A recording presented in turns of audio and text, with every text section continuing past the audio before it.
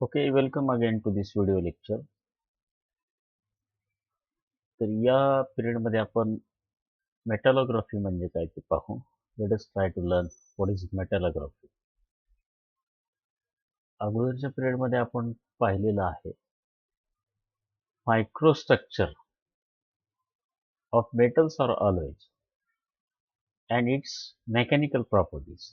याच्यामध्ये डेफिनेटली काहीतरी रिलेशन आहे. मग मेकॅनिकल प्रॉपर्टीज कशा चेक करायच्या हे टेस्टिंग प्रोसिजर पण आपण पाहिलेलं आहे. तर ते मायक्रोस्ट्रक्चर आणि मेकॅनिकल प्रॉपर्टीचं रिलेशनशिप व्यवस्थित समजून घेण्यासाठी ते स्ट्रक्चर आपल्याला पाहता आलं पाहिजे. आता नेकेड आयने ते स्ट्रक्चर तर दिसू शकत नाही. We cannot view it using our naked eyes. Structure has to be observe at higher magnifications. आता ते हायर मॅग्निफिकेशनचं स्ट्रक्चर ऑब्झर्व करण्यासाठी आपल्याला लागतोय मायक्रोस्कोप.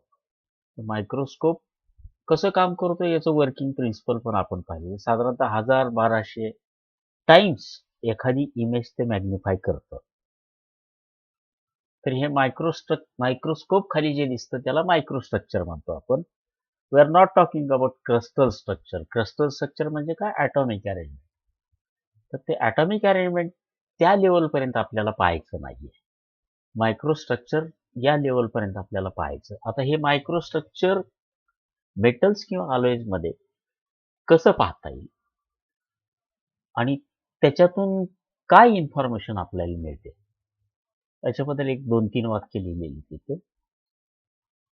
तर ते मायक्रोस्ट्रक्चर पाहिल्यानंतर आपण काय काय प्रेडिक्ट करू शकतो. What is the fundamental process by which object was manufacture. म्हणजे तो कास्टिंग केलेला आहे का प्लास्टिक डिफॉर्मेशन म्हणजे रोलिंग फोर्जिंग या प्रोसेसेस मधून तो शेप केलेला आहे. हे स्ट्रक्चर पाहिल्यानंतर लक्षात येतं. आता त्या स्ट्रक्चर पाहून आपल्याला हे पण अंदाज येतो की त्याच्यामध्ये कार्बन पर्सेंटेज किती आहे, त्याच्यामध्ये काही इन्क्लुजन्स काही इम्प्युरिटीज आहेत का, काही इंटरनल एक्सटर्नल करोजन काही आहे का, या गोष्टी आपल्याला लक्षात येतात.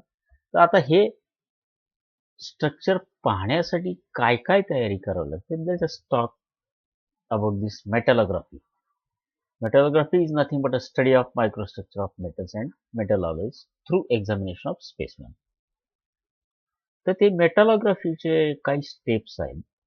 म्हणजे अगदी म्हणजे कुठलंही मेटल्स किंवा अलॉयचं एखादं सॅम्पल घेतलं तर ते मायक्रोस्कोप मध्ये पाहण्यासाठी त्याच्यावर काहीतरी प्रिपरेशन करावं लागतं आपल्याला. त्या प्रिपरेशनच्या काही स्टेजेस आहेत. Let us try to understand those stages. तर पहिली स्टेज आहे सेक्शनिंग. म्हणजे समजा कशाचं मायक्रोस्ट्रक्चर पाहायचंय तर त्याचा एक छोटा तुकडा आपल्याला काढावा लागेल. म्हणजे तुम्ही स्ट्रक्चरल स्टील म्हणजे बार्स आहेत, अँगल्स आहेत, इलेक्ट्रिसिटीचा खांब जो आहे तो एच सेक्शन आहे, त्याचं मायक्रोस्ट्रक्चर जर पाहायचं असेल तर ते खांब तर मायक्रोस्कोप खाली नेऊन ठेवणार नाहीत आपण. तर ते खांबाचा एखादा तुकडा काढावा लागेल आपल्याला. That is called sectioning. आता ही सेक्शनिंग कशी करायची. That metal piece has to be cut using abrasive cut off wheels. आता ह्या ॲब्रेसिव्ह कट ऑफ व्हील्स म्हणजे आपली ग्राइंडिंगची जी व्हील असते ना, त्या ग्राइंडिंगच्या व्हीलवर जे ॲब्रेसिव्ह पार्टिकल्स माउंट केलेले असतात that is called abrasive cut off wheels. But it has to be bonded together with rubber or other soft material. म्हणजे ती व्हील थिन असली पाहिजे. याच्यातून ते मटेरियल कट केलं जातं. आता तुम्ही म्हणाल हे सेक्शनिंग आपण हॅक्सॉनं करू शकतो का, पॉवर सॉनं करू शकतो का, नाही करवतीनं कापून घेतलं तर चालेल का? नाही चालणार. It is not to be sheared off. It has to be cut by using abrasive cut off wheels. कारण ते पॉवर सॉनं किंवा हॅक्सॉनं कट केलं ते शिअर जर झालं तर ते शिअर केलेला जो क्रॉस सेक्शन असतो त्याचं प्रिपरेशन होऊ शकत नाही. Got it.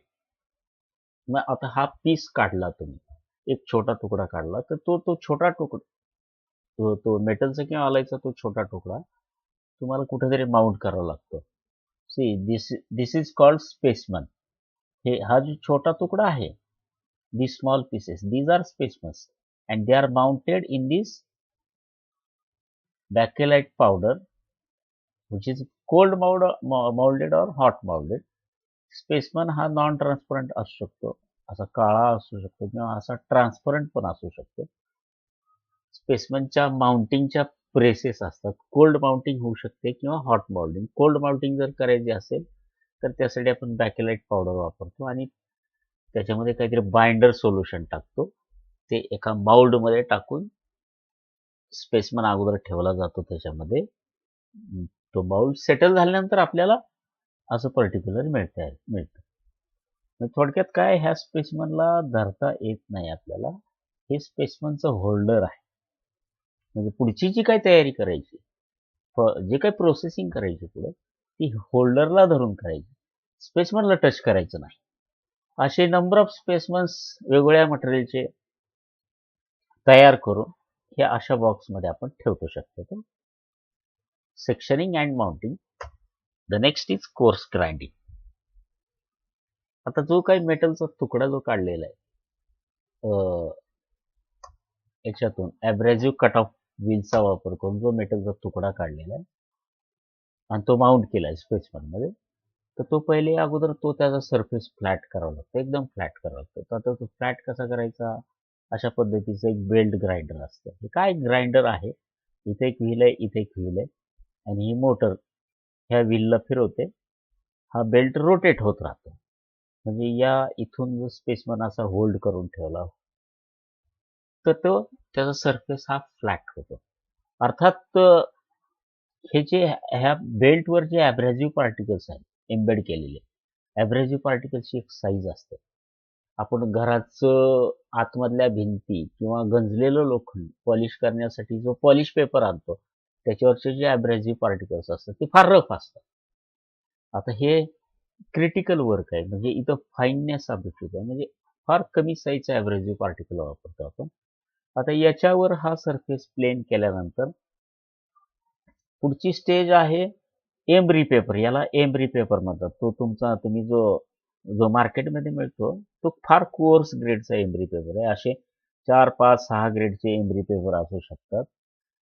जसे ॲब्रेसिव्ह पार्टिकलवर याच्या एम्ब्री पेपरवर माउंट केलेले ॲब्रेसिव्ह पार्टिकल्स, त्याची साईज जशी जशी कमी होत जाते तसे तुमचा सरफेस फिनिश हा इम्प्रूव्ह होत जातो. पण ते याच्यावर कसं घासत असताना एम्ब्री पेपरवर घासत असताना एक टेक्निक आहे. एका ग्रेडचा एम्ब्री पेपर घेतला, त्याच्यावर स्पेसमन हा 5 मिनिटं घासला तर त्या ॲब्रेसिव्हचे पार्टिकलच्या साईजनुसार त्या स्पेसमनवर स्क्रॅचेस पडतील. आता पुढचा एम्ब्री पेपर घेत असताना स्पेसमन हा 90 डिग्रीजमध्ये फिरवणं आवश्यक आहे. म्हणजे या जुन्या ॲब्रेसिव्ह पेपरच्या स्क्रॅचेस मिटून नवीन अजून फाईन स्क्रॅचेस तयार होतील. असे एक 5 ते 6 स्टेजेसमध्ये स्पेसमन हा घासून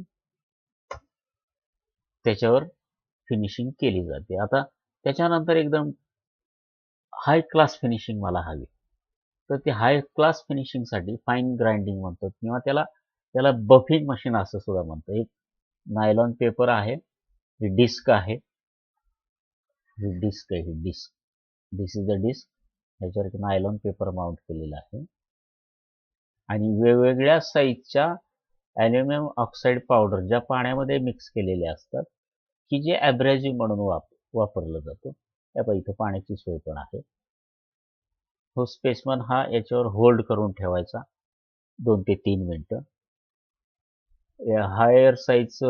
हायर मायक्रॉनचा ॲब्रेसिव्ह ॲल्युमिनियम ऑक्साईड पावडर असेल तर इथं, सगळ्यात फाईन साईजची ॲल्युमिनियम ऑक्साईड पावडर असेल तर इथं, असं करून तो हा स्पेसमन हा लास्टली 1 मायक्रॉन साईजच्या ॲल्युमिनियम ऑक्साईड पावडरनं हे केलं जातं. आता हे फिनिशिंग झाली, म्हणजे आता एकदम मिरर लाईक सरफेस फिनिश आलेलं आहे स्पेसमनला तुमच्या. आता सगळ्यात शेवटचं ऑपरेशन आहे इचिंग. इचिंग म्हणजे हे केमिकल ऑपरेशन आहे. आपल्या लॅबोरेटरीमध्ये नायट्रिक ॲसिड असतं. साधारणतः स्टील आणि कास्टाईन स्पेसमेंटसाठी हे नायट्रिक ॲसिड जे अल्कोहोल बरोबर मिक्स करून ते माइल्ड केलेलं असतं. त्याचा एखादा दुसरा ड्रॉप त्या स्पेसमन सरफेसवर टाकला जातो आणि एखाद दुसऱ्या मिनिटात ते पाण्यामध्ये धुवून क्लीन केलं जातं. आता हे नायट्रिक ऍसिड टाकायचा उद्देश काय? त्या मायक्रोस्ट्रक्चरमध्ये ज्या काही वेगवेगळ्या फेजेस आहेत त्याच्यातल्या कुठल्या तरी एका फेज बरोबर हे नायट्रिक ऍसिड रिॲक्ट होतं. रिॲक्ट झाल्यानंतर त्या केमिकल रिॲक्शनमुळे तो सरफेस डल होतो आणि डल झालेला सरफेस मायक्रोस्ट्रक्चर खाली दिसू शकत नाही. It appears as a dark आणि बाकीचा सरफेस हा it appears as a bright. Microstructure microscope खाली आपल्याला हे दोनच लाईट दिसतात, दोनच कलर दिसतात, आयदर डार्क ऑर ब्राईट. म्हणजे केमिकल रिॲक्शन एखादी फेज डिस्टॉर्ट करायची जी मायक्रोस्कोपमध्ये डार्क दिसेल आणि जी रिॲक्ट होत नाही ती फेज ब्राईट दिसेल. ते मायक्रोस्ट्रक्चर कसं दिसतं हे मी तुम्हाला मागच्या पिरियडमध्ये दाखवलेलंच आहे. इथून पुढे आपल्याला बरेच मायक्रोस्ट्रक्चर्स बघायचे. तर ही एक सर्वसाधारण प्रोसेस आहे. याच्यावर आपल्याला प्रॅक्टिकल करायचं आहे आणि याचे प्रॅक्टिकलचे इन्स्ट्रुमेंटेशन्स आपल्याकडे अवेलेबल आहे. Okay, thank you.